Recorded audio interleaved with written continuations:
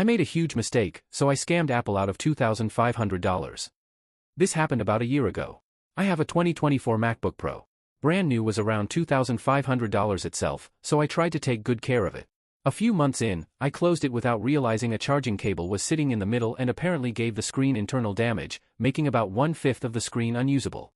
That sucked, but apparently something worse happened. Sometime around mid-2025, I woke up and tried to open my MacBook to do some work. It wouldn't turn on. The charger wouldn't even light up when I plugged it in. It was like it completely bricked. There wasn't any other damage I was aware of, so I'm not sure what happened. I brought it to an Apple store. They figured it was probably something with the logic board and shipped it for repair. I had to pay about $800 for the repair. Sucks, but it is what it is. Cheaper than a new MacBook anywhere near that quality. At the same time, they replaced my screen. I got a 2-for-1. Great stuff. I had gotten it back on a Friday night, when I was set to go out with some friends. I picked it up after work, came home and did the basic setup so it was all ready to go. I went out, got pretty drunk, came home, grabbed a Coke Zero from the fridge and prepared to watch some YouTube videos on my freshly repaired MacBook before bed. It took about 20 minutes for me to drunkenly knock over the entire bottle all over my keyboard. It almost immediately powered off. I killed it. I basically reverted everything back to where I was before. I did the dumbest thing imaginable, right after I had just gotten everything fixed. After a depressive sleep, what did I do? I went back to the Apple store the next day. I said, "Hey, I just got this fixed, and the same issue is happening, what happened?" They apologized and sent it back in, telling me it's a re-repair so there won't be a charge. A few days later, I got an alert from the Apple Repair Center. They had found liquid damage. Shocking. Huge surprise. Who could have predicted that? And they wanted $2,500 to cover it or they won't fix it, because it wasn't something there before. So, what did I do? I called Apple. I said, essentially, "Hey, this is a re-repair, it says there's liquid damage? I don't know what that's all about. I just got this back and sent it back in." Initial person was really confused. I don't blame him. He escalated it to a supervisor, who was an incredibly nice and helpful woman. She profusely apologized, said there must have been some kind of breakdown in their process, and said they'll cover it and repair it. $2,500 roadblock went away. They replaced everything needed, again, and sent it back, and I paid nothing. Lesson learned. Only thing I was worried about was that some Apple tech might have gotten chewed out. I have a friend who's a former Genius Bar employee who assured me that's unlikely, so I hope nobody did. Take care of your expensive stuff, y'all. Edit because of some comments, I absolutely could not have afforded the repair cost. I had maybe a few hundred in the bank after the initial repair, which is why I freaked out and tried to play dumb. Yes, this really happened.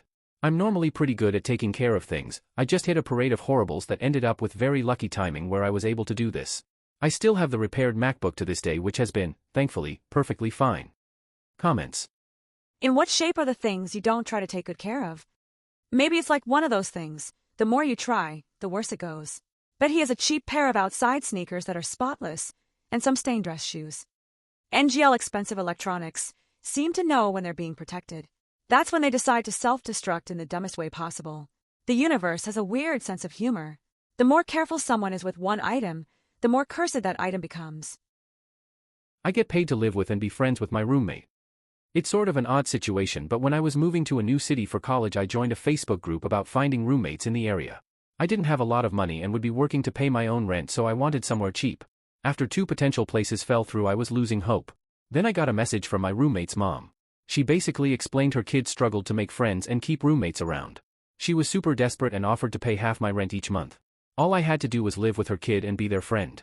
I was also super desperate to find somewhere to live before the semester started, so I agreed. I've held up my end of the deal despite the fact that I absolutely hate my roommate. They are disgusting, have no social awareness, completely helpless, super dramatic, have an insanely mess social life, and generally just suck to live with. I absolutely hate them, but I get to live in a really nice apartment for pretty cheap. Despite being a nightmare roommate and person, I do still feel bad for them. I know if they found out they'd be devastated, so I've never told anyone about it. Comments. Do what you gotta do and stay in school. We've all been there. Damn, I thought this was going to be like I found my best friend, but it really wasn't. Their mom threw money at the problem, rather than teach their child hygiene and how to be courteous to others. It's probably been a pattern in their lives that prevented them from developing on their own. Could be. Some kids are also just different. I fully believe in nurture over nature in most cases, but sometimes you get a poorly behaved person from an environment that shouldn't have created that, and it just leaves me questioning. I believed in nurture over nature until I had my kids. My son shares all the traits I thought I developed from an abusive and depressing home life, despite the fact that my wife and I are easily 9 out of 10 parents who provide a frankly stellar and ideal home life. No yelling, no hitting, we explain everything calmly, we punish rarely and fairly, and everyone comments on what well-behaved kid we have. My daughter doesn't share the same negative traits as I do with my son, but she still shares a hell of a lot of intrinsic characteristics from my wife and I that don't reflect learned behavior. My experience has shown me that nature is going to exist regardless, and it's a powerful force in defining who people are, but you manage the negative traits and encourage the positive ones with nurture. The best description I heard is that being a parent is like being a shepherd and your kids are sheep.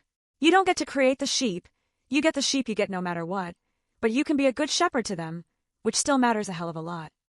I read a comment the other day by a woman who said that her son inherited a lot of traits and behaviors from his abusive dad whom he had never met, since she left when she was pregnant, so there is definitely a pretty large nature component, especially if it's caused by some kind of personality disorder that is genetic.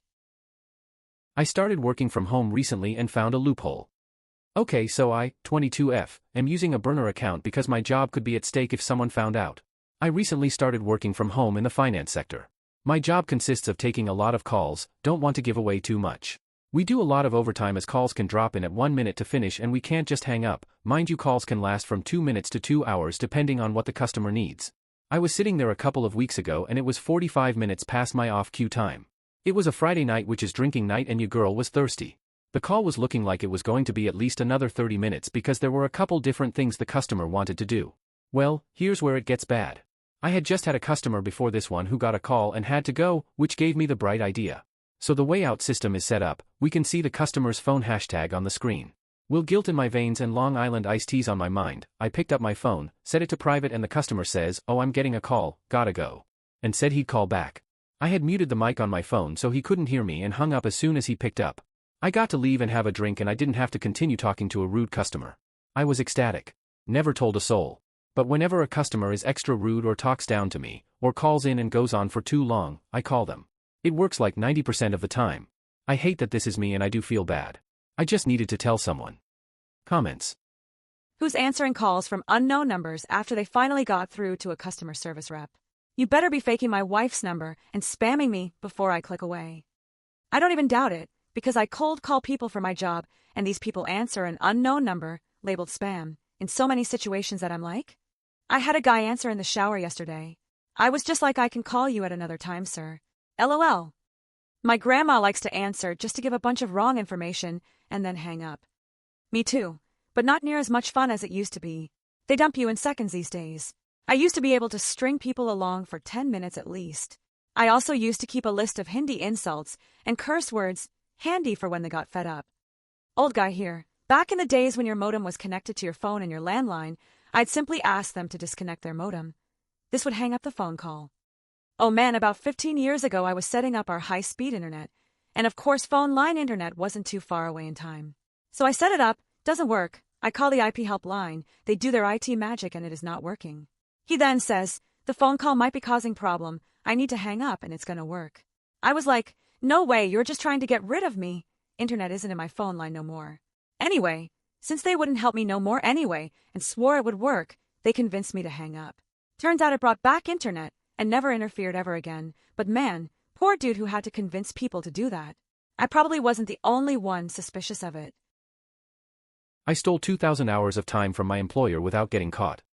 For many years I was in charge of the time and attendance system and other IT systems in my workplace of 1,500 employees. I developed a small intranet app to make it easy for everyone to see who was clocked in, out on business, vacation, etc. That info was available in the main system, but it was a pain to access from there, so everyone relied on my system instead. What they didn't know is that I placed some code in the system to always show me clocked out after 4 p.m. I'd go home at 4 every day, complete a 60-minute commute, then actually clock out from there. This gave me 5 extra hours each week. If someone had checked, I'd have been fired, but I figured people are lazy and tend to trust what they see on screens like that. I ran that scam for about 8 years. Week in, week out. A rough estimate is 2,000 man/hours stolen. Comments. At a place I worked once, I was in a dark back corner of the office that was rarely visited, plus I spent a lot of my day running around helping other people with minor IT issues, like not hitting the power button type of crap. So I bypassed the phone status system by setting it to away, which it usually was at for me anyways, and leaving at 4 to 430 instead of 5. Then the PC would auto shut down at 5, forcing the phone system to log out. This reminds me of the episode of Malcolm in the Middle where Hal admits that he hadn't shown up for work on a Friday in 15 years. That is one of my favorite episodes of any show ever.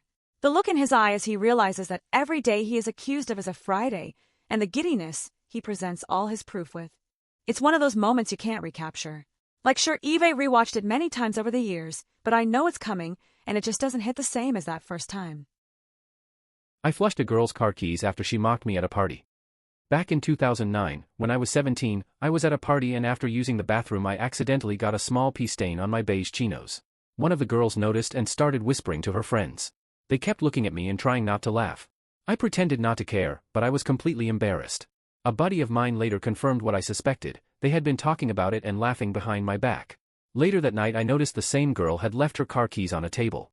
In a moment of immature teenage revenge, I slipped them into my pocket. After the party, everyone went for late-night tacos.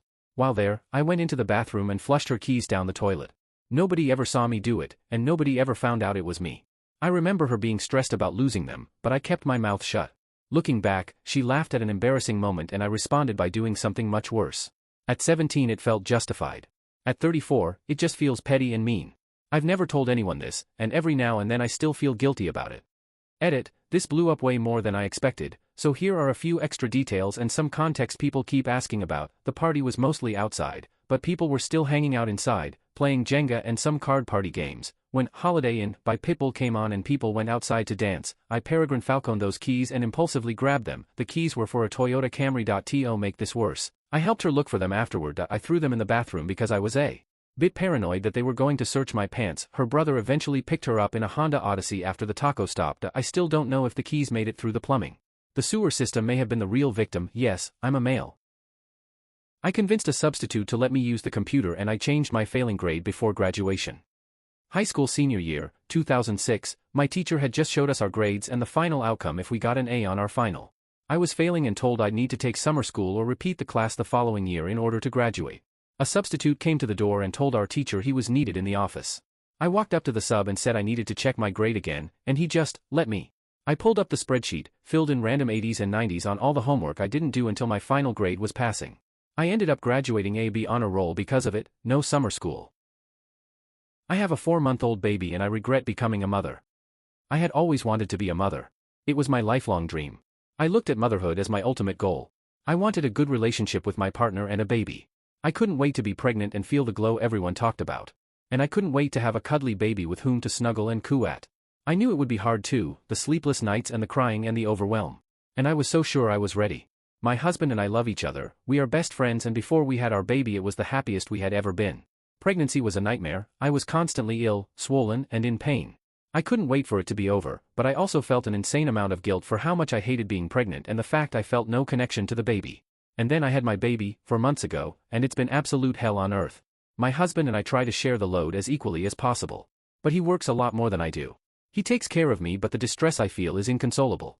My mother helps me, but I confess I've never been more unhappy. My baby is not calm or cuddly. I know babies cry, I know babies are hard. But even my PD said she's especially difficult. She had severe reflux for the first 3 months of her life. Then she had the sleep regression.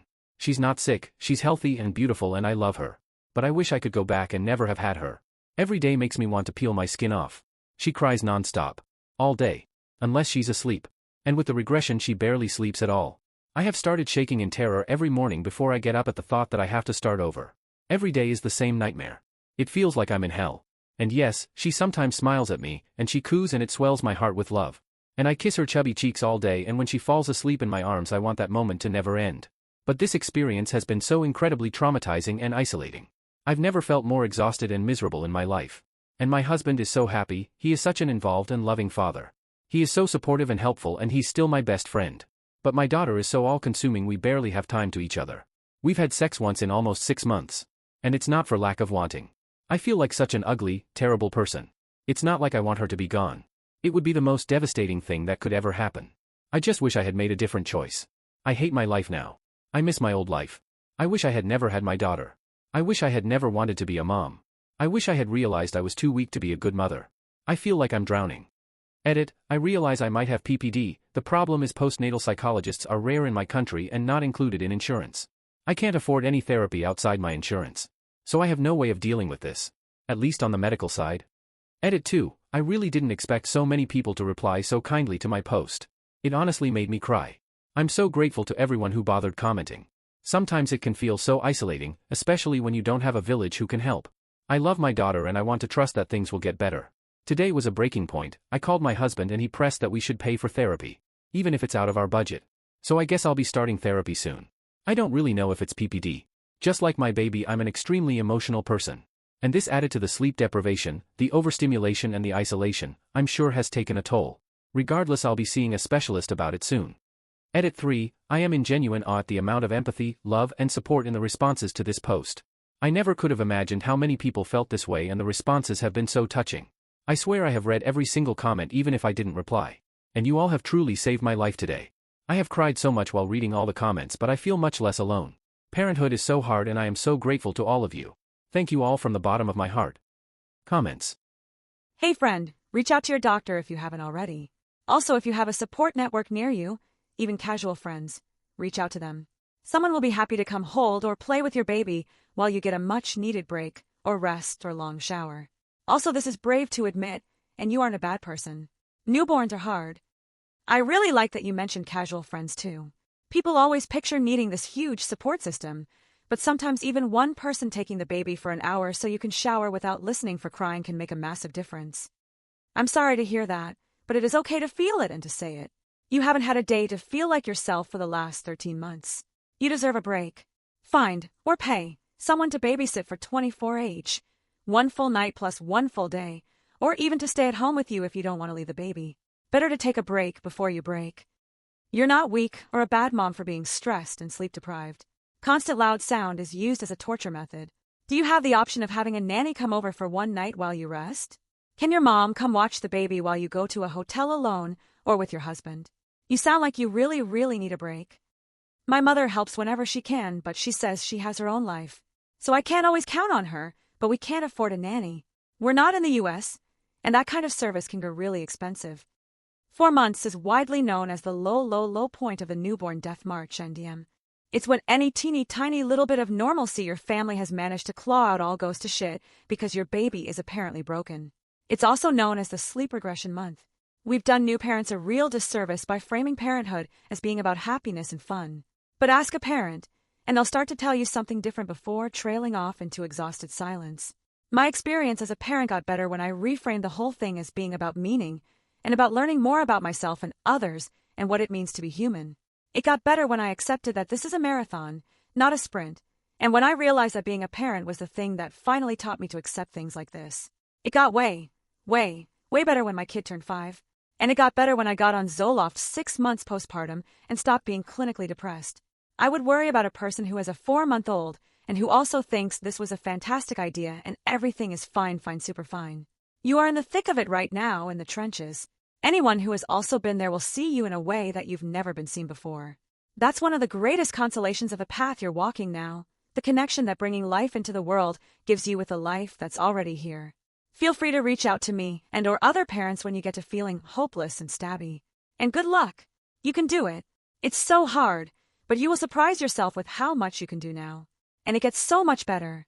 Try not to despair for more than about 20 minutes at a time. This was such an absolute masterpiece of a comment. Thank you. I'm surprised at the amount of people who have replied with such kindness. I try to fall apart only when she's napping. And my husband said today that it doesn't matter if the therapy is too expensive, we should try. I'm a little scared because I haven't been on depression medication in years, but I hope it's for the best. You should speak to your OB about PPD. It's normal to feel overwhelmed. Your entire life just changed. Your baby will grow out of the colicky phase. Your hormones are doing the biggest swing they've ever taken. It's a lot. Your feelings are valid. Being a parent is hard work. But there are things you can do to make these early days better for yourself and for your baby. Take those steps and help yourself. It doesn't have to be this challenging.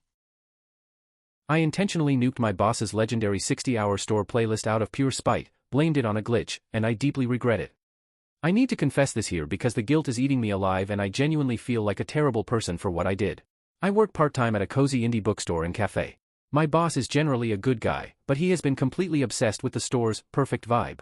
His crowning achievement was a massive, 60-hour Spotify playlist he spent literally years curating. Regulars loved it, but honestly, after hearing the exact same tracks on loop during long shifts for a year straight, it was driving me completely insane. A few days ago, we had a stupid argument about my hours, and I was left to close the shop alone, feeling incredibly frustrated and petty. Out of pure spite and a toxic urge to get back at him, I grabbed the store iPad, opened Spotify, and intentionally unfollowed, deleted, and completely wiped his master playlist from the downloads and the account sidebar. I wanted to punish him, sabotage his perfect vibe, and force him to play something else for once. I convinced myself it wasn't a big deal. The next morning, my boss came in, fired up the iPad, and immediately noticed his life's work was gone. He was visibly devastated. He looked like he was about to cry, staring at the screen like his dog just ran away. Panicking at the weight of what I'd actually done, I played the clueless card to protect myself. I looked him dead in the eye and lied, telling him I saw a thread on Reddit saying the new Spotify iOS update had a massive bug that randomly wiped custom playlists. He totally bought it and spent the whole day cursing out Spotify on Twitter. I haven't slept properly since then. Watching him spend his breaks trying to desperately rebuild years of musical curation from memory makes me sick to my stomach. It was an incredibly malicious, childish, and cruel thing to do over a minor work disagreement. I completely crossed the line from a frustrated employee to a toxic saboteur. I deeply regret letting my petty anger hurt someone who didn't deserve it, and I don't know how to look him in the eye anymore. I purposely bent down in front of my doctor during my appointment. My doctor is around my age and I was explaining my hip pain and I could have easily just said when I was bending down it hurt on my way up, but instead I hopped off the bed and bent down like in a deadlift form and showed him where it hurt. My brain was thinking quicker than my body before I realized what I was doing and kind of felt a little slutty and did it again and then extended my leg back to show him that it hurt when I did that. He probably thinks I'm so odd and I was a little embarrassed after. Comments. I don't know about that. Their training is so intense they tend to lose any of the typical social embarrassment mechanisms the general population has. I wouldn't worry about it at all. Considering that I once told an anesthesiologist that he was like a cool drink of water on a hot day as he put me to sleep, this seems like nothing. Oh, I can tell you that medical folks who deal with sedated patients, awake sedation, or coming out of full anesthesia, don't even bat an eyelash when those patients have an absolute absence of filter. My mom was a cardiac nurse where my dad became a cardiac patient, and there were a couple of times when she was allowed to be with him through sedated procedures, awake sedation with versed, that most family members wouldn't have. Apparently, my dad was loudly perving on my mom in front of her coworkers and doctors she worked closely with as he was getting a heart catheterization through a shunt in his groin. R.I.P. Dad, you dirty pirate hooker. Not even in his right mind, and the only person your dad had eyes for was his wife is adorable, even if he was being a total perv about it. Yep, when I got my wisdom teeth pulled as a 15-year-old, I was overwhelmingly attracted to my dentist. I wanted to find some way to connect with him. I remember thinking, wow, if only I could find some way to relate and we could get talking, this would be super great. Well, that's the last thing I remember before waking up after surgery in my mother's car with blue gloves. Now it should be noted that blue is my favorite color. And I do recall that this particular dentist office uses blue gloves for the large size to easily differentiate them from the smaller size. As a result, my dentist was using blue gloves, and I found that fascinating apparently as the anesthesia kicked and I decided to tell him so and use this as our common interest. His blue gloves. I went on and on about them to the point that he thought I was obsessed with blue gloves and sent me home with my own brand new pair. Apparently, I topped off the experience by shouting "Thank you, blue-handed dentist" as I left the building. Absolutely mortified. All I can do is thank God that this was before people thought to have their phones out recording everything all the time. When I had my wisdom teeth removed, after the procedure, a nurse was walking me to my car and supporting me so I wouldn't fall. I moved her arm from my shoulder and said, "I'm fine, I've been way more fucked up than this." Then immediately fell into the wall. So embarrassing. Apple sent me a free laptop by mistake. I pocketed the money. In about 2006, when I was still a student, my parents gave me some money to buy a new laptop. I went expensive and got a MacBook for well over £1,000. When it arrived, the screen was broken, so I sent it back for a replacement. For some reason they refunded me the full amount and still sent me the replacement. I didn't tell Apple. I didn't tell my parents. I was a student. I spent it on booze. Just for clarification, I didn't spend it all in one night. I spread it out over the year, and probably bought some noodles too. I stole the queen from my flatmate's very expensive chess set. A few years back I had a really horrible flatmate/roommate. He was textbook painful to live with, messy, rude, passive-aggressive, arrogant and just awful to deal with. I spent lockdown living in a flat with him and 5 others for over a month, and we all got to know each other pretty well. A while into living together, he somehow ended up getting a girlfriend. She also moved in, and he made her sleep on the floor as there wasn't enough space in his single bed. He and his girlfriend finally decided to move out a few months after lockdown. Yay! Like a week before, he yelled at me and accused me of trying to get into the bathroom multiple times while he was showering. I only went to use the bathroom once while he was in there, found the door locked, realized it was occupied and turned to go and wait in my room, but then he threw the door open and started hurling abuse in his towel. I was still angry about that incident at the time of my theft. In the communal garage, he had a super expensive wooden chess set packed and ready to go for the move. So I took a queen. I found it both symbolic and satisfying. For those who don't play, it ruins the set, can't play without a queen, and not really the sort of thing you can buy individually with a set like the one he had. I rendered the set about as useful as a jalapeno-flavored lubricant. My only regret now that I'm super into chess was not just taking the whole board and making him think it got lost in the move. Thanks for watching my video. Please like it and subscribe, and stay tuned for more stories.